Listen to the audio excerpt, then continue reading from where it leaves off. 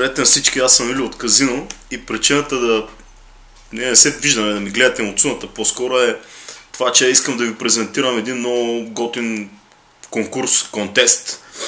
Казва се Burn the Mic. Запалете микрофона и това е нещо, което организира Trick Music. Всичко, което трябва да направите е просто да си изтеглите бита, който той дава, да се запишете вашите рими отгоре, като това не е задължително да се случва в студио професионално. Става въпрос за демо, така че който както може. Условията на Trick Music са това да бъде просто куплет и припев поне. Темите нямат значение. Как мога да стане това? Аз в момента съм в 50stotinki.com, между другото, и докато си говорим, бих искал да ви пусна бита да си върви за фон. И става дума, че в сайта може да видите всички подробности.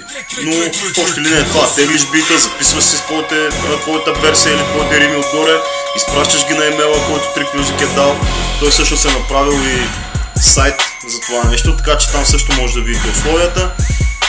Това е за всички млади MC-та или хора, които биха искали да бъдат такива, да се пробват. Това е един страхотен шанс като трамплин, тъй като наградата, освен въпросния бит, ще бъде и студио, в което да се запишеш цяла песен върху този бит.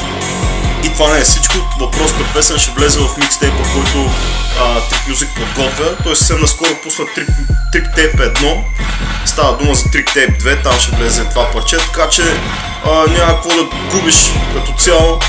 Това ще се дърпа и бита, имаш всъщност около 3 седмици време, до 28 включително е срока. Теглиш, пращаш на мейла и чакаш Trick Music да обяви победителя. Стискам палци на всички. Аз ако съм на вас, ще действам съвсем без никакви скрупули. Това е.